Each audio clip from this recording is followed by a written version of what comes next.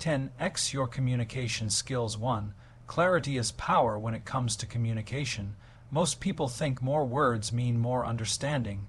They believe if they keep talking, if they keep explaining, eventually the other person will get it.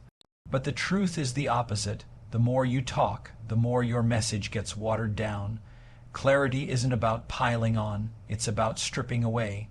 It's not about saying a lot, it's about saying what matters most. That's why clarity is power. Think about the last time someone explained something to you and you walked away confused. Chances are it wasn't because the subject was too complicated. It was because the person delivering the message didn't know how to cut through the clutter. They circled the point, added unnecessary details, or tried to cover every angle instead of locking in on what mattered. That's weak communication. Strong communication makes the point simple, direct, and impossible to miss. Here's the thing, people don't remember paragraphs, they remember points. You can spend 5 minutes trying to explain something, or you can use 5 words that stick. The difference is clarity. The difference is knowing your message so well that you can package it in a way that the other person can hold onto long after the conversation is over. Clarity is not about dumbing things down, it's about respect.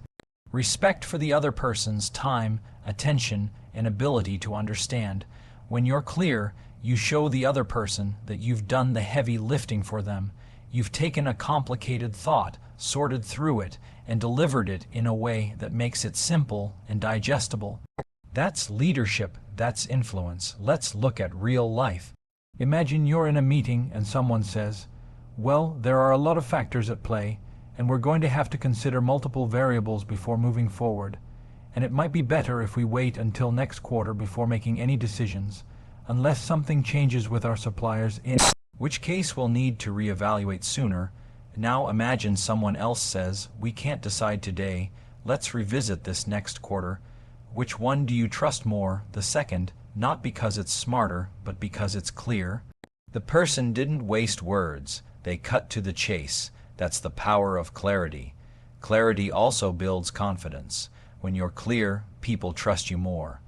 Nobody trusts someone who dances around their point, over-explains, or hides behind complicated language. But when you can say something directly and simply, people believe you, and here's the best part, they remember you. They may not remember everything you said, but they'll remember the way you made it clear. So, how do you become clear? First, you slow down. People rush their words because they're nervous, and when they're nervous, they ramble. Slow down and ask yourself, what's my point?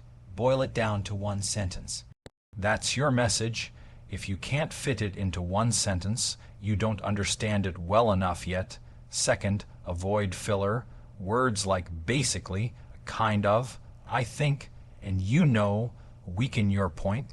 Cut them out, say it plain. If you believe in what you're saying, it doesn't need padding. Third, check for understanding. Clarity is not just about speaking clearly, it's about being received clearly. Ask the other person, does that make sense? Or how does that land with you? That small step ensures that what you intended is what they understood. And finally, practice brevity. Brevity is not about being short, it's about being sharp. Imagine you had only 30 seconds to explain your point. What would you say? That's where clarity lies, in the version of your message that can't afford extra words. When you learn to be clear, you multiply your influence.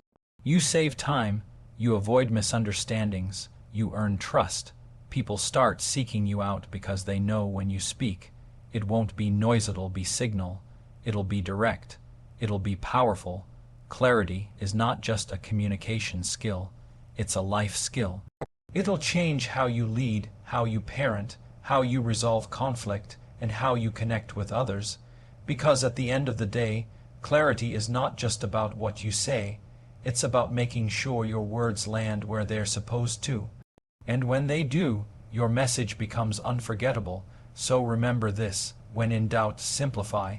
When tempted to add more, cut back. And when you speak, don't aim to impress, aim to be understood. Because clarity is power, and the clearer you are, the stronger your voice becomes. 2. Listen to understand, Not to reply. One of the biggest mistakes people make in communication is thinking it's all about what they say. They believe the strength of a conversation comes from how clever, persuasive, or quick they are with words. But real communication isn't a contest of who talks the most. It's about connection, and connection doesn't come from speaking.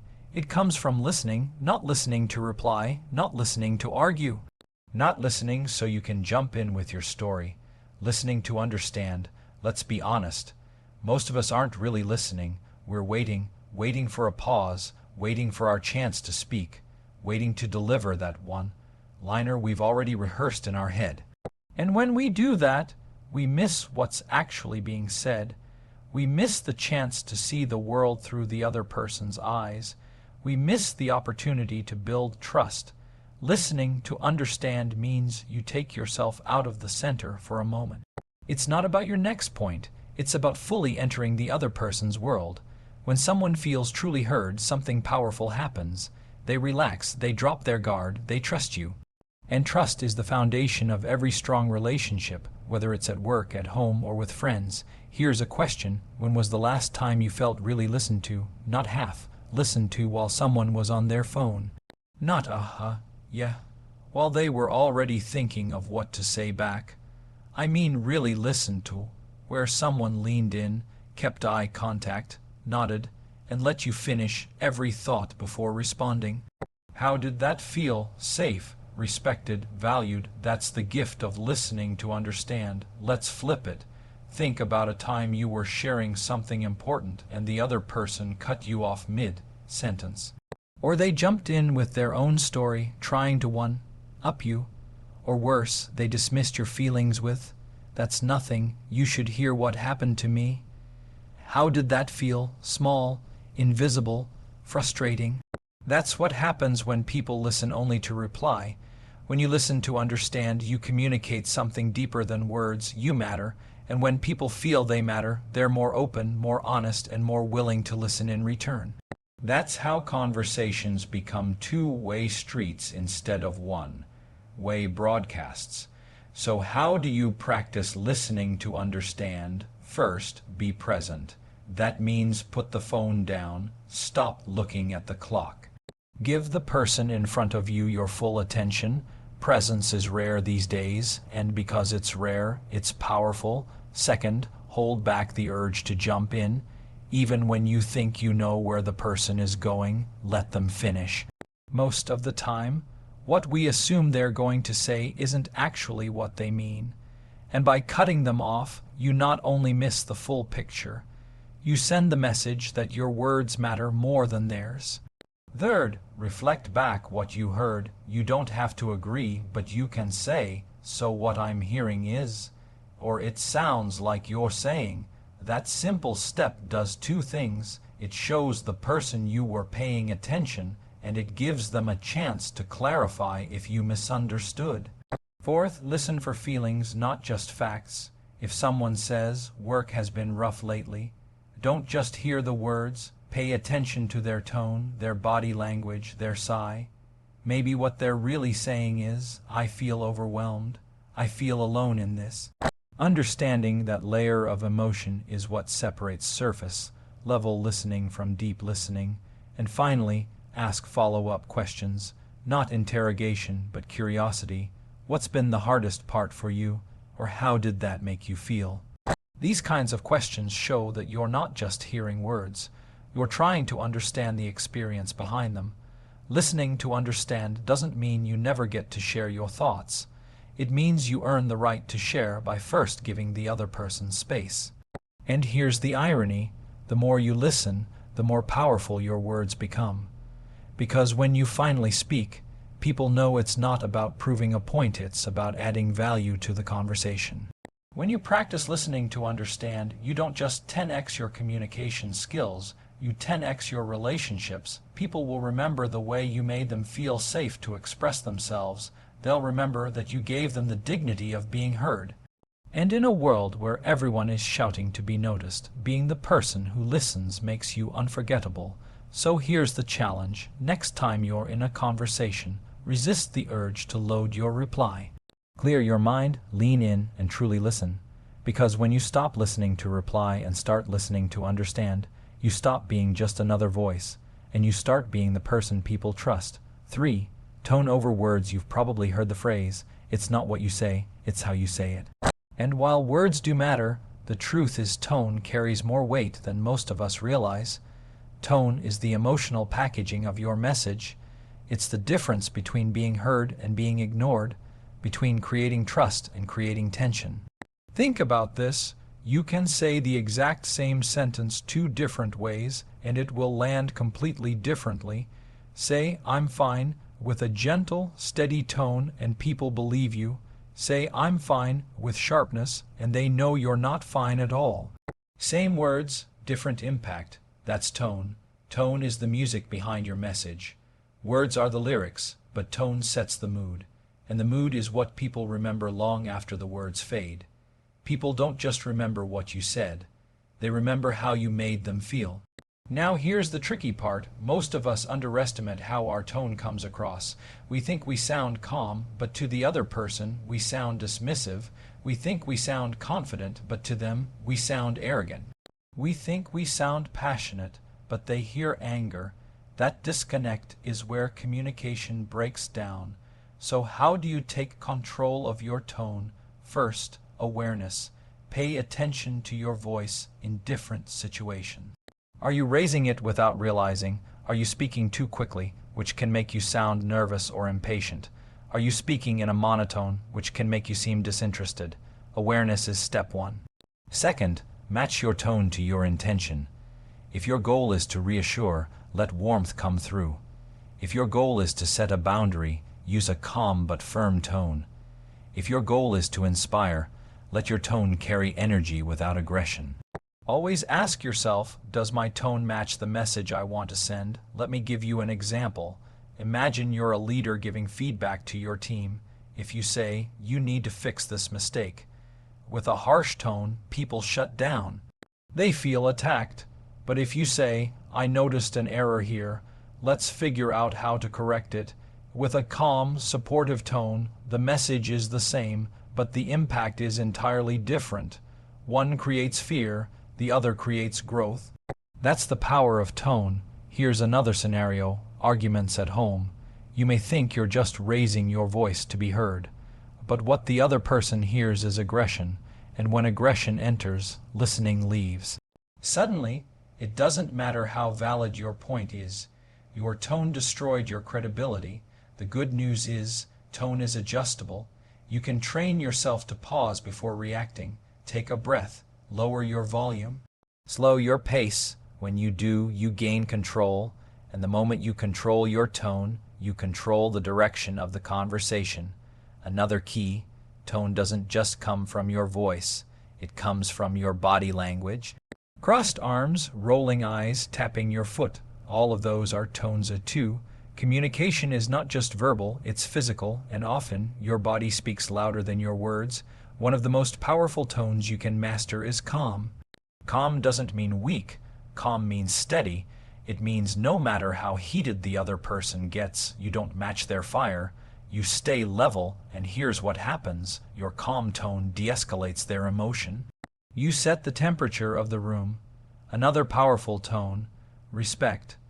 Respect shows up in the softness of your delivery, in giving space for others to finish, in speaking to people as equals. Respect in your tone makes even difficult conversations manageable. Think about the people you admire most. Chances are it's not just their words you admire, it's their tone. They make you feel safe, heard, respected. That's not an accident, that's a skill. And here's the bottom line. People can forgive clumsy words if your tone communicates care. But they won't forgive the sharpest words delivered with contempt. In fact, many conflicts that last for years started not because of what was said, but because of how it was said. So if you want to 10x your communication skills, focus less on being the smartest in the room and more on mastering your tone. Words will get you into the conversation, but tone will keep you in it. Tone builds bridges, diffuses tension, and leaves people feeling respected. Remember this, words are information, but tone is transformation. And when you align your tone with your intention, your message doesn't just get heard, it gets felt, and that's when communication becomes unforgettable. 4. Ask better questions. Communication isn't just about delivering answers. In fact, some of the best communicators in the world are not the ones with the quickest replies, but the ones with the sharpest questions. Questions are doors. They open space for understanding, connection, and discovery. Statements close doors, but questions invite people to step through. Most of us were raised to believe that intelligence shows up in what we know. But real intelligence often shows up in what we ask. A person who always has answers might look knowledgeable, but a person who knows how to ask the right questions builds relationships, earns trust, and inspires others to think deeper. Let's look at everyday life. Imagine someone comes to you stressed about their job. You could give a statement like, "You should just quit if it's that bad." That's quick, but it shuts down the conversation. Or you could ask, "What's been the hardest part for you?" Suddenly, the door opens. They feel safe to share more. You're not forcing advice. You're creating space. Asking better questions is about shifting from judgment to curiosity. Instead of, "Why would you do that?" which sounds critical, you could ask, "What led you to that decision?" One shuts down, the other invites explanation. Curiosity builds connection, and connection builds trust. The power of a good question is that it shows humility. It says, "I don't have all the answers, but I care enough to learn." And when people sense that humility, they open up. They're willing to let you into their world because you've made it clear you're not here to lecture. You're here to understand. There's another reason questions are powerful. They slow conversations down. Arguments escalate because people throw statements back and forth like weapons. But if, instead of firing back, you pause and ask a question, you change the energy. For example, if someone says, "You never listen to me," your instinct might be to defend yourself. But instead, what if you said, "Can you tell me what makes you feel that way?" That question lowers the temperature. It shifts the conversation from attack to understanding. So, how do you ask better questions? 1. Make them open-ended, closed questions, those that can be answered with yes or no. End the conversation quickly. Open-ended questions invite expansion. Instead of, "Did you like it?" ask, "What did you like about it?" That's how you get more than a one-word reply. 2. Focus on the person, not just the problem. Don't just ask about the surface issue. Go deeper. If a friend says, "Work is stressful," don't just ask, "Why is that?" Go with, "How is that stress showing up for you?" Or what part of it drains you the most? That's where the real story comes out. 3. Stay curious longer. Our instinct is to jump in with solutions, but solutions often cut short the process of understanding. The longer you stay curious, the more trust you build. Remember, most people don't want you to fix everything. They want you to hear everything. 4. Use follow-ups. The first answer someone gives is rarely the full truth. If you ask, "How are you?" and they say, "I'm fine," that's just surface level. A good follow-up might be, "What does fine mean for you today?" That little nudge can uncover what they were holding back. 5. Remove the spotlight from yourself. Better questions mean less talking about you and more about them. Instead of replying with your own story, stay focused on theirs. You can always share later, but first, let the other person feel seen. Let me give you a practical example. Imagine you're leading a team. You could say, "Here's what I expect from you all this quarter." That's a statement, clear yes, but it doesn't invite ownership. Instead, you could ask, "What do you think will be our biggest challenge this quarter?" Suddenly, people feel included. They feel valued. They're not just following orders. They're contributing ideas. That's leadership through questions. The same applies at home. When your child makes a mistake, you could say, "Why did you do that?" But that often comes out accusatory. A better question might be, "What were you thinking in that moment?" That opens dialogue instead of shutting it down. Here's the truth. Better questions don't just change conversations. They change relationships. They show people you care, that you're willing to go deeper than surface level. And when people feel that, they lean in, they open up, they trust. So here's the challenge. In your next conversation, instead of jumping to answers, pause and ask one more question. Stay curious one beat longer. You'll be amazed how much more people are willing to share when they feel like you're not just talking to them, you're exploring with them. Because at the end of the day, communication is not just about delivering your point. It's about creating connection, and connection begins with a question. 5. Pause before you respond. Most people think communication is about speed, about how quickly you can reply, how fast you can defend yourself, how sharp your comeback is. But speed doesn't make you powerful. What makes you powerful is control, and one of the simplest, strongest ways to take control of any conversation is this. Pause before you respond. Now, I know what you're thinking. Won't that make me look slow? Won't people think I don't know what to say? Actually, no, the opposite is true. When you pause, people lean in. They sense that you're not just reacting, you're considering. And consideration communicates confidence. Think about it. Who do you trust more? The person who fires back instantly with whatever comes to mind, or the person who takes a moment, breathes, and then delivers something thoughtful? The second one, because that pause shows they're not running on emotion. They're running on intention. Pausing is powerful in 3 ways. First, it gives you space to think. Second, it gives them space to feel heard. And third, it gives the conversation space to breathe. That breathing room often prevents small disagreements from turning into big explosions.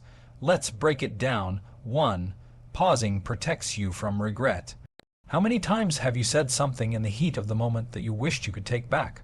Words fly out, and immediately you know they landed wrong. If you had paused just 2 seconds, you would have chosen differently. You would have chosen wisely. That pause is like a filter between your emotions and your mouth. It saves you from words you'll regret and relationships you'll damage. 2. Pausing gives your words weight. When someone speaks without stopping, their words blur together. But when you pause, you create rhythm, you create emphasis, you signal what I'm about to say matters. Think of the best speakers you've ever heard. They don't rush. They pause. That silence makes their words stronger, not weaker. 3. Pausing shifts control. When someone is emotional, they expect you to match their energy. If they're loud, they expect you to get loud. But when you pause, you break that pattern. You stay calm, and in that calm, you take back control. You don't get pulled into their storm. You set the temperature of the room. Here's a real life example. Let's say someone accuses you of not caring. You never listen to me. Your instinct is to fire back. That's not true. But if you pause, breathe, and then say, "Tell me what makes you feel that way," you change everything. Instead of defending, you're understanding, and that only happened because you used the pause. Now, let's talk about what makes pausing hard. We hate silence. We're uncomfortable with it. In conversations, silence feels like failure. But it's not. Silence is space, and space is where trust grows. If you can get comfortable with silence, you'll automatically communicate with more strength. Another reason pausing feels hard is pressure. We feel pressure to reply instantly, especially in arguments or high-stakes situations. But here's the truth. Very few conversations require instant answers. You almost always have time to pause, even if it's just 2 or 3 seconds. And those 2 seconds can change the entire outcome. So, how do you practice the pause? Take a breath. Literally. Inhale, exhale, then speak. That small rhythm grounds you. Count to 3 in your head. Slow down the tempo of your response. Acknowledge before replying. Instead of rushing to defend, say, "I hear you." That pause not only calms you, it calms them. Don't fill every silence. Let silence do the heavy lifting. Sometimes the best response is giving someone the space to keep talking. Another benefit of pausing, it makes people feel respected. When you pause, you're not just reacting. You're showing that their words landed, that you took time to process them. That communicates value, and when people feel valued, they listen to you in return. The pause also works in positive conversations. Imagine someone gives you a compliment. Instead of instantly brushing it off, "Oh, it was nothing," pause. Let it sink in. Say, "Thank you, that means a lot." That pause turns a throwaway moment into genuine connection. Here's the big picture. Pausing before you respond doesn't make you slow, it makes you steady. It makes you intentional, it makes your words count. The pause is not empty, it's powerful, so the next time you feel the urge to fire back, stop, breathe, give yourself those 2 or 3 seconds, because in that pause you'll find wisdom. In that pause you'll find clarity. And in that pause you'll find the strength to speak in a way that heals, not harms, because communication isn't about speed, it's about impact, and the pause is where impact begins. 6. Confidence without aggression. When most people think of confidence, they imagine volume. They imagine someone speaking loudly, standing tall, taking charge of the room. But here's the truth. Real confidence has nothing to do with being the loudest voice. Real confidence shows up in calm. It shows up in steadiness. It shows up in the ability to hold your ground without pushing anyone else down. That's confidence without aggression. Aggression and confidence often get confused. Aggression shouts to be heard. Confidence doesn't need to. Aggression forces opinions. Confidence invites respect. Aggression is fueled by insecurity, while confidence is rooted in security. One is loud because it's afraid of being ignored. The other is calm because it knows it will be heard. Think about the last argument you witnessed. The aggressive person probably raised their voice, leaned forward, and cut people off. On the surface, they looked strong. But did they actually win respect? Or did everyone walk away frustrated, maybe even resentful? Now think about the person who stayed calm, who didn't let the shouting pull them in, who stated their point firmly and then stopped talking. That's the person people listen to. That's the person who came across confident. Confidence without aggression starts with self-control. Anyone can lose their cool. It takes strength to keep it. Calm is not weakness, it's mastery. When you can stand steady in the middle of someone else's storm, you show power without ever needing to raise your voice. Here's something to remember. People don't just hear your words, they feel your energy. If your energy is aggressive, people get defensive. They stop listening and start protecting themselves. But if your energy is calm and steady, people drop their guard, they lean in, they trust you. That's why aggression kills influence, while calm confidence multiplies it. So how do you practice confidence without aggression? 1. Control your tone. Confidence speaks firmly, but not harshly. You don't need to yell to be taken seriously. In fact, lowering your voice and slowing your pace often makes people lean in more. Quiet strength is more powerful than loud weakness. 2. Set boundaries with respect. Aggression sets boundaries by attacking. Don't you ever talk to me like that. Confidence sets boundaries by standing tall without insult. I'm not okay with being spoken to that way. Same message, different delivery. One escalates, the other de-escalates. 3. Don't over-explain. Aggression keeps talking, trying to dominate. Confidence knows when enough has been said. When you state your point clearly and then stop, it shows certainty. You don't need to prove your worth, you've already shown it. 4. Stay calm under pressure. Aggressive people lose their cool when challenged. Confident people hold steady. If someone tries to provoke you, your calmness becomes your shield. You don't have to match their energy. You set the temperature of the room by controlling yours. 5. Detach from needing to win. Aggression is obsessed with winning the conversation. Confidence knows the goal is connection, not domination. You can disagree without disrespect. You can stand firm without forcing the other person to surrender. Here's an example. Let's say you're in a meeting and someone dismisses your idea. An aggressive response would be, "You're wrong, and clearly you don't understand what I'm saying." That shuts everything down. A confident response would be, "I see you have concerns. Let me explain why I believe this idea could work." Same situation, but one earns respect while the other loses it. Another example, parenting. An aggressive parent yells, threatens, or intimidates to get control. A confident parent stays calm, sets clear boundaries, and enforces consequences without rage. Kids may fear aggression in the short term, but they respect confidence in the long term. The key is this. Confidence doesn't need aggression because it isn't about overpowering others. It's about standing strong in yourself. When you know your value, you don't need to prove it with volume, force, or intimidation. Your calm presence communicates everything, and here's the secret benefit. People want to follow confident communicators. They feel safe around them. They feel respected. They feel heard. Aggressive communicators push people away. Confident communicators draw people in. So the next time you're tempted to raise your voice, stop. Lower it instead. The next time you feel the urge to dominate, pause and deliver your point with respect. The next time someone comes at you aggressively, don't match their storm. Be the calm in it. Because true confidence is not loud, it's steady. It's not forceful, it's firm.